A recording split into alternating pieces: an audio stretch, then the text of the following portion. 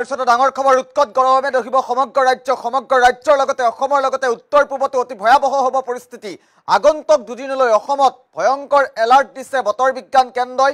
উৎকট গৰমে ৰাজ্যত ক'ত অতি ভয়াবহ ৰূপ ধাৰণ কৰিব, ক'ত কেনেধৰণৰ পৰিৱেশৰ সৃষ্টি হ'ব এই মুহূৰ্তত জনাৰ চেষ্টা কৰিম।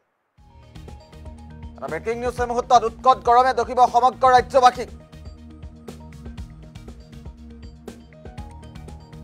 আগন্তুক দুদিনলৈ অসমত অতি ভয়াবহ হ'ব পৰিস্থিতি। আগন্তুক দুদিন অসমত অতি ভয়াবহ পৰিস্থিতিৰ আশংকা কৰিছে বতৰ বিজ্ঞান কেন্দ্ৰই। ৰাজ্যজুৰি ভয়ংকৰ গ্ৰীষ্ম প্ৰবাহৰ এলাৰ্ট দিছে বতৰ বিজ্ঞান কেন্দ্ৰৰ তৰফৰ পৰা। আগন্তুক দুদিনলৈ অসম তথা উত্তৰ পূবত পৰিব প্ৰচণ্ড গৰম। দক্ষিণ ভাৰততো ক্ৰমাৎ ভয়াবহ হৈছে পৰিস্থিতি। কেৱল উত্তৰ পূবে যে সেই কথা নহয়, দক্ষিণ ভাৰততো অধিক ভয়াবহ হৈছে পৰিস্থিতি। আগন্তুক দুদিনত 40 ডিগ্ৰী তাপমাত্ৰা অতিক্ৰম কৰিব পাৰে ৰাজ্যত।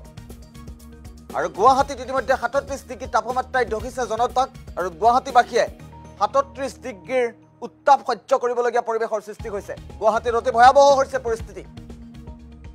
ৰাজ্যৰ প্ৰান্তে প্ৰান্তে গুৱাহাটীৰ সমান্তৰালভাৱে ৰাজ্যৰ প্ৰান্তে প্ৰান্তে অতি ভয়াবহ হ'ব পৰিস্থিতি।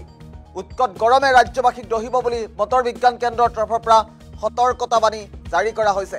এটা ডাঙৰ খবৰ এই মুহূৰ্তত জনাৰ চেষ্টা কৰিছোঁ। দক্ষিণ ভাৰততো অতি ভয়াবহ হৈছে পৰিস্থিতি। তাৰ সমান্তৰালভাৱে অসম তথা উত্তৰ পূৰ্বাঞ্চলত অধিক ভয়াবহ পৰিস্থিতিৰ আশংকা কৰা হৈছে। হিট ৱেভে অতি ভয়াবহ ৰূপ ধাৰণ কৰিব, গ্ৰীষ্ম প্ৰবাহে অতি ভয়াবহ ৰূপ ধাৰণ কৰিব অসম তথা উত্তৰ পূৰ্বাঞ্চলত।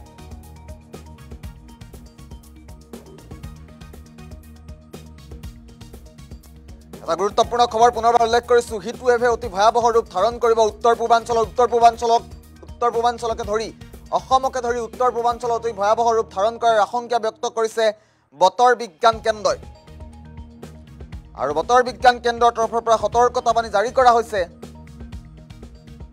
জনতাক পাৰাখিনি পক্ষত ঘৰৰ বাহিৰৰ পৰা ওলাই নাহিবলৈ আহ্বান জনাইছে বতৰ বিজ্ঞান কেন্দ্ৰই।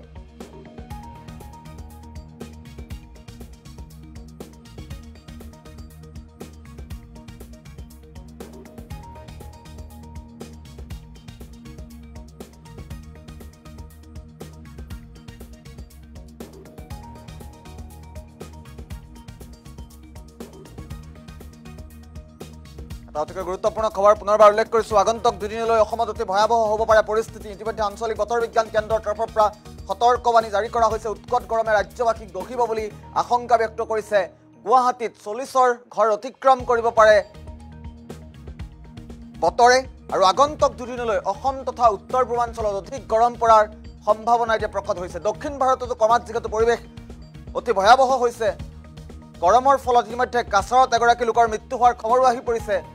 আগন্তুক দুদিনত 40 ডিগ্ৰীৰ তাপমাত্ৰা অতিক্ৰম কৰিব পাৰে, 40ৰ ঘৰ অতিক্ৰম কৰিব পাৰে গৰমে।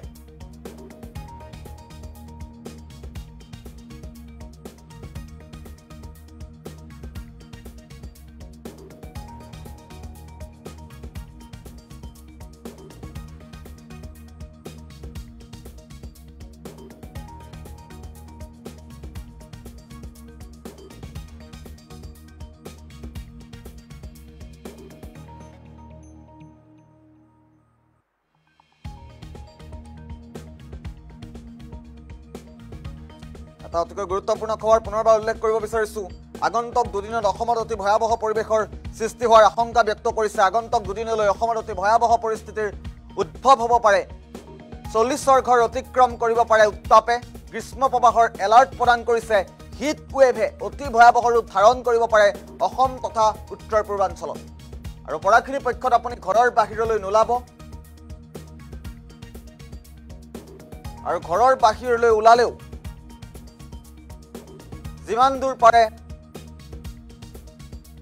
নিজক বচাই চলাৰ আহ্বান জনাইছে বতৰ বিজ্ঞান কেন্দ্ৰই। সমান্তৰালভাৱে পনীয়া বস্তু বেছিকৈ সেৱন কৰাৰ আহ্বান জনাইছে। আপুনি পানী অধিক মাত্ৰাত সেৱন কৰক, পানী খাওক, জুলীয়া বস্তু গ্ৰহণ কৰক, শুকান বস্তুৰ পৰা বিৰত থাকক। এয়া বতৰ বিজ্ঞান কেন্দ্ৰৰ তথা চিকিৎসকসকলে পৰামৰ্শ আগবঢ়াইছে। আপুনি যিমান পাৰে জুলীয়া বস্তু খাবলৈ চেষ্টা কৰক, শুকান জাতীয় বস্তুৰ পৰা ক্ৰমাৎ আঁতৰি থাকক। কিন্তু ৰাজ্যজুৰি গ্ৰীষ্ম প্ৰবাহৰ এলাৰ্ট প্ৰদান কৰিছে। যিমান দূৰ পাৰে আপোনাৰ শৰীৰটো শীতল কৰি ৰাখক, ঠাণ্ডা কৰি ৰাখক বুলি আহ্বান জনাইছে চিকিৎসকসকলৰ তৰফৰ পৰাও। আৰু ইতিমধ্যে আজিৰ দিনটোত কাছাৰত এগৰাকী লোকৰ মৃত্যু হৈছে ভয়ংকৰ গৰমৰ ফলত।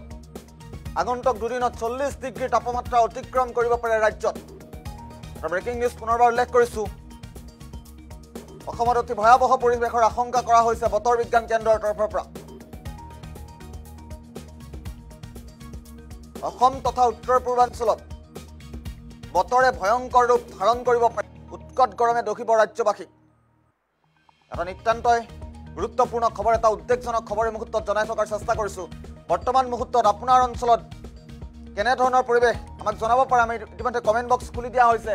গৰমে আপোনাৰ অঞ্চলত কেনেধৰণৰ প্ৰভাৱ পেলাইছে, সাধাৰণ জনজীৱনত দৈনন্দিন জীৱনত কেনেদৰে সমস্যাৰ সৃষ্টি হৈছে উৎকট গৰমৰ ফলত, আপুনি কমেণ্ট কৰি জনাব পাৰে। আমাৰ কমেণ্ট বক্স খুলি দিয়া হৈছে ৰাইজৰ বাবে।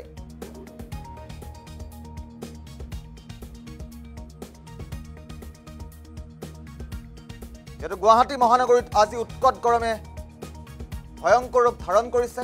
উৎকট গৰমৰ ফলত উত্তৰ পূৰ্বাঞ্চলৰ হৃদপিণ্ড স্বৰূপ গুৱাহাটীত অতি ভয়াৱহ পৰিৱেশৰ সৃষ্টি হোৱা পৰিলক্ষিত হৈছে। কাছাৰত এগৰাকী লোকৰ মৃত্যু হোৱাৰ খবৰ এই মুহূৰ্তত আহি পৰিছে। গৰম সহ্য কৰিব নোৱাৰি কাছাৰত এগৰাকী লোকে প্ৰাণ হেৰুৱাৰ খবৰ এই মুহূৰ্তত আহি পৰিছে।